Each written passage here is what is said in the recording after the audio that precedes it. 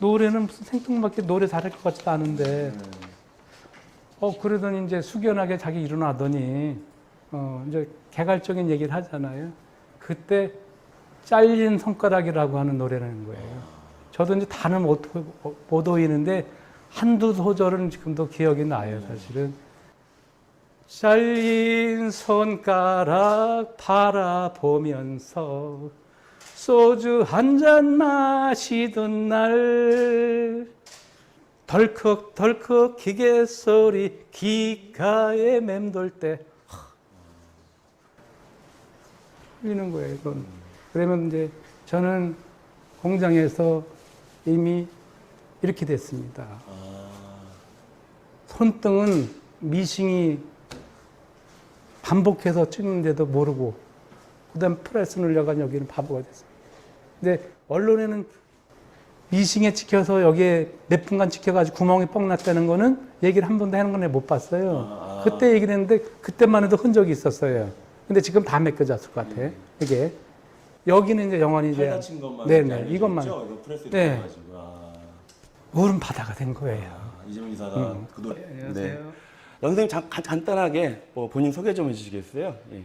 30년 전에 노동법률상담소에 근무를 했었고요. 그때 당시에 이재명 변호사가 소장으로 있었습니다. 그때만 해도 이제 변호사는 저도 이제 선입견이었던 거죠. 시간도 많고 돈도 짧은 시간 많이 벌기 때문에 가능하자 이런 생각을 했는데, 시간이 지나면서 보니까 토요일 날 12시가 넘으면 그 재판 일정을 안 잡은 거예요. 재판 일정을 아예 안 잡고 내려오시고, 그 다음에 돈을 벌려면 재판을 해야 돼. 그렇죠. 재판을 해서 돈 버는 일을 안 하고. 그래서 저도 참 의아했죠. 무슨 꿍꿍이 성이 있나. 토요일 날은 쉬어야 되는데 아침 일찍 내려와요.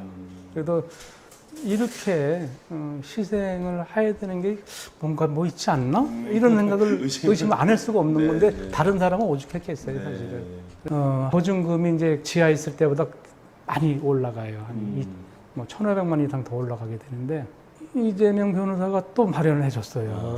그래서 정말 지하에서 살다가 지상으로 올라가는 게 뭐 세상 부러울 게 없는 거예요, 이제 거기서부터는.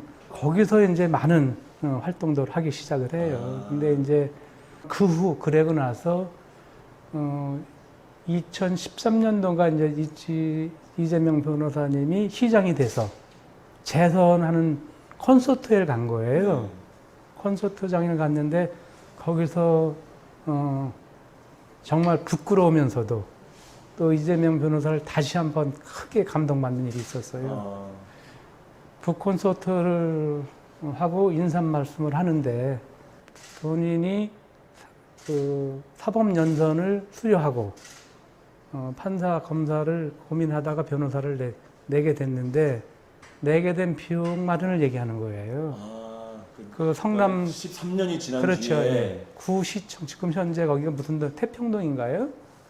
거기 앞에 옛날에 성남시청이 있었어요. 시청 그 대로변 맞은편에 2층인가 사무실을 내셨었는데, 그때 그 비용이 비용 마련을 첫 번째는 2천만 원 보증금이었는데, 본인의 성남에 있는 본인의 변호사 사무실 계시는 돈이 한 푼 없어가지고 변호사 사무실 낼 때 1,000만 원은 조영라 변호사 가서 사정 얘기를 하니 1,000만 원을 선뜻 주더라는 거예요. 근데 자기 마음에 드는 게 2천만 원인데, 그래서 고민에다가 찾아간 게 본인이 검정고시 출신인데 검정고시 학원 원장님한테 찾아갔대요. 학원 원장은 거의 자식만큼 많이 사랑했다고 하더라고. 보니까요. 이것저것 따지지 않고 1,000만 원을 바로 그 자리에 주더라는 거예요. 그 돈 2천만 원을 가지고 변호사 사무실을 냈다는 거예요. 다 돈을 빌려가지고. 네네. 근데 그 바로 직전에 우리 사무실에 2천만 원 보증금은 자기 돈을 갖다 준 거예요, 이게. 사실은. 자기 있는 돈을 우리한테 노동상담소에다가 보증금을 내놓고, 정작 자기는 남한테 돈 꾸는 게 사실 쉬운 일이 아니에요. 예나 지금이나. 얘기하기도 어려워. 이재명 변호사의 그 체면으로 봤을 때는 남한테 10원도 꿔본 사람이 아닐 거라고 보니까. 근데 그때 당시에 절박한 마음으로 돈을 꿔달라고 두 사람한테 얘기한 거는 정말 쉬운 일이 아니었다고 생각을 해요. 그러니까 광주 여주 이천의 노동자 농민을 위해서 모든 돈을 갖다가 보증금을 내놓고 정작 자기 사무실은 남한테 정말 어려운 돈을 꾸어도 이렇게 냈다는 얘기를 들어보니까 전 그 얘기를 그냥 처음 들은 거예요. 그러니까 90년도에 그 사무실 낼 때 모르셨는데 전혀 몰랐고 13년이 지난 한 뒤에 번도 얘기를 한 적도 뒤에야 없고 그 얘기를 들으신 거예요. 도저히 그 얘기를 듣고 저하고 이제 그 간사 한 명 이민정이라고 하는 친구가 있는데 같이 옆에 왔다 있다가 갔다? 네. 앉아 있을 수가 없는 거예요. 복받치고 미안하고. 그래서 끝날 때까지 바깥에서 기다렸어요. 바깥 기다렸는데 다 끝나고 이제 그때는 이제 이재명 시장이 된 거죠. 거기서 인사만 하고 헤어졌어요, 사실은. 근데 이제 지금도 오늘 이렇게 기회가 저한테 왔는데 그 고마운 얘기를 이재명 변호사, 이재명 시장한테 한 번도 고맙고 평생 미안한 마음을 가지고 있다는 얘기를 한 번도 못했어요. 정말 큰 빚을 지고 사는 마음을 한 번도 열어놓지 못했어요. 오늘 이 자리를 빌어서 우리 광주 여주 이천의 노동자 농민을 위한 공간을 마련해 주시고 자기가 작은 큰 선행을 하고도 단 한 번도 얘기하지 않는 것을 십수년이 지나서 알았고 또 저 또한 그거를 고맙다고 얘기할 기회가 없었어요, 사실은.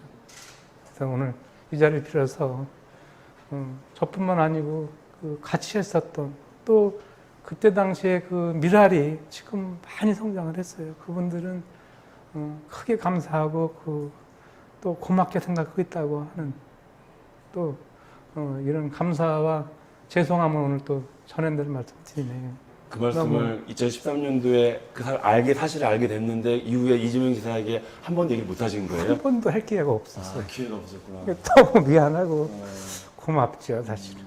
그러니까 최근 들어서 지사님이 많이 힘들어 하시는 게 가끔 보여질 때마다 이런 분이 아니신데 그 열정과 헌신과 그런 시민을 사랑하는 그 깊은 셈이 있는 분이 매도됐을 때 저는 알죠, 사실은. 그러니까 지금도 고맙고 저는 너무 감사하게 생각해요. 귀한 사진이 하나 있더라고요, 보니까. 사진이 있으시네요. 네네네. 이 사진은 요게 이제 우리 상담소 개서하고 예. 그다음에 이재명 변호사는 그 다음에 그 변호사 사무실을 오픈을 해요. 그러니까 여주 이천, 광주 여주 이천에 네. 상담소를 여시고 네네. 그 다음에 성남에다가 이제 네네. 사무실을 내는 거죠. 말 그대로 변호사 사무실을 내게 그게 돼요. 변호사 사무실 네네. 돈을 벌기도 네네. 하고 네. 하시는 걸 내신 거죠. 네. 예. 근데 우리는 같은 식구라고 하면서 네. 야유회를 제안을 하세요. 성남에 있는 변호사 사무실 식구들하고 네네. 광주 이천 법률 상담소 간사들, 식구들하고 네네. 직원들하고 네, 같이. 그래서 그 가평의 유명산이라고 거기에서 가서 찍은 사진 유일하게 하나 남은 겁니다. 돈도 안 내는 걸 둘째치고 돈을 갖다 퍼붓는데 돈이 나올 가능성이 거의 없어요. 그렇죠. 사실은. 네. 거기 저렇게 바보스럽게 저렇게 하나 앉아 이렇게 생각을 했는데 그 답이 처음에 3개월인가 4개월을 이제 활동하다 보니까 노동자들 수가 늘어났어요. 같이 이제 활동하시게 또 되는. 농민들 수가 늘어나고 그래요. 그래서 어느 날 이제 이재명 변호사님이 언제 같이 1박 2일을 지낼 수 있도록 한번 시간 좀 한번 봐달라. 농민이나 이제 노동자들한테 먹고서 하룻밤 자는 거래. 이제 이렇게 해서 우리 변호사님도 같이 오신다는데 잘지는 몰라. 이제 이렇게 해서 모으다 보니까 20명이 모였어요. 근데 그 모임을 본인이 이제 리더를 하가더라고 보니까. 그랬더니 이제 소주 한 잔씩 딱 돌리고 한 몇 잔 돌리더라고 보니까요. 돌리더니 우리가 더 친해지고 믿을 수 있게 해서는 서로 뭔가 통하는 게 있어야 되지 않겠냐. 이러면서 그럼 내가 먼저 얘기를 하겠다. 이제 그때 이제 굉장히 감동을 받게 돼요, 사실은. 이재명 변호사가 자기는 학교에 문턱도 못 가봤다. 네. 초등학교 졸업하고 공장을 가서 일을 하다 보니 중학교 나온 형은 시급을 10원인가 20원을 더 주더라. 네. 그래서 10원, 20원을 더 받으려고 자기는 검정고시 학원을 등록을 하게 됐다. 또 중학교 졸업하다 보니까 고등학교 나온 형은 또 몇십 원을 더 주더라는 거예요. 그래 고등학교 하고 그 이제 공장에서 매맞던 얘기 등등 얘기하면서 이제 벌써 그때 소주가 몇 잔 들어갔을 때였어요. 나머지는 제가 노래 하나 하고 하겠습니다라고 하는 거예요. 얘기하다가 자기 네. 노래를 부르면서 모든 자기 그러면서 뻔한 얘기를 하니까 네. 모든 팔은 그러고 나니까 그 다음부터 노동자들이 사연 없는 어디 있어요. 어머니가 세 번째 내 빼고 아버지가 패고 공장 초등학교 나와서 나오지도 못하고 아픈 얘기를 얘기하는 것은 다 금기로 돼 있었잖아요. 그렇죠. 부끄러운 거로 돼 있었고 그렇게 얘기하면 무시당한다고 하는 사회적 분위기가 있었던 거예요. 네. 그랬을 때 가슴을 열어놓고 진심의 얘기를 하는 거예요. 그 시간이 밤을 샌 거예요. 네. 밤을 샌 거예요. 아침에 밤을 샜는데 눈이 퉁퉁 보여요. 이야기하느라고. 퉁퉁 붓고 자기 가슴 속에 이 얘기를 어디 가서 해본 적이 없는데 이재명 지사라고 하는 사람이 뭐 의식화 시켜가지고 뭐가 크게 잘못하는 사람 만들 줄 알았는데 자기의 이런 뜨거운 눈물과 가슴을 보이면서 자기들도 그렇게 살아온 것이 부끄럽지 않다라고 하는 것을 큰 공감대가 어느새 다 형제가 된 거예요. 형제 동지가 된 거예요. 그분들이 초기에 왔던 분들이 마지막까지도 대다수가 다 나왔어요. 네. 근데 그 후를 뭐 저 또한 그런 걸 겪어보지 못했지만 사람의 마음을 여는 게 아니라 본인이 먼저 열어주면서 믿음을 줬었던 그게 단순히 형식적인 게 아니고 진심이었다고 하는 것이 지금도 아는 분들은 다 알아요, 사실은. 전 지금도 그 마음은 곳곳에서 다 드러나요. 장난기 있고 또 어떻게 보면 쌈딱까지 보이기도 하지만 노동자, 농민, 우리 서민을 사랑하고 가슴으로 느끼는 사람이 과연 그때 그 젊은 할머니가 한번 아주머니가 따고 오니까 자다 말고 벌떡 일어나서 자리를 내주는 거예요. 네.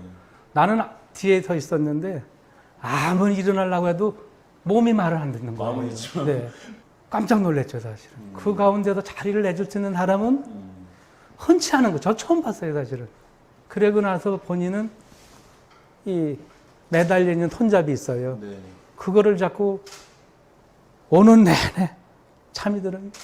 그 30년 전 얘기는 하지만 어쨌든 광주, 여주, 이천에 그렇게 중요한 노동운동의 한 획을 그었던 그 상담소의 이야기가 사실은 잘 알려지지 않았던 것 같아요. 그 뭐 어떤 이유가 있을까요? 왜 이 상담소 이야기가 잘 알려지지 않았을까요? 저도 그 후에 이런 얘기를 오늘 처음 얘기하는 거고요. 네. 그때는 하나는 그때는 다 그렇게 사는지 알았어요. 다 그렇게 사는 거 아니고 또 그게 자랑일 수 없었어요, 사실은. 과거에 운동했는데 가지고 논란되는 일도 많고 그렇게 살고 싶지 않았던 거예요, 사실은. 또 그거는 그냥 가슴 속에 그냥 좋은 동지로서 남아야 될 문제지 이거를 했다라고 하는 것이 어떻게 보면 우리 이재명 지사한테 누가 될 수도 있는 부분이고 그래서 일체 입을 다물고 살았는데 얘기하게 된 게 최근에 보니까 지사님이 그러한 청춘부터 한평생을 열정과 헌신과 그런 시민들에 대한 사랑의 마음을 진심을 가지고 살아있는데도 불구하고 그 부분을 곡해하고 왜곡하고 이런 일부 언론과 일부 사람들이 있는 거예요. 그래도 참 안타까운 거예요. 그래서 이게 뭐 도움이 될 거라 생각하지 않지만 적어도 한평생을 때에 따라서는 같이 한 심장 속에 사는 사람이고 또 한편으로는 떨어져서 지켜봤던 사람으로서 이재명이라고 하는 사람의 진심의 마음을 비춰줌으로 인해서 그렇게 다르게 생각하는 사람들한테 조금이라도 바로 잡거나 이해하는데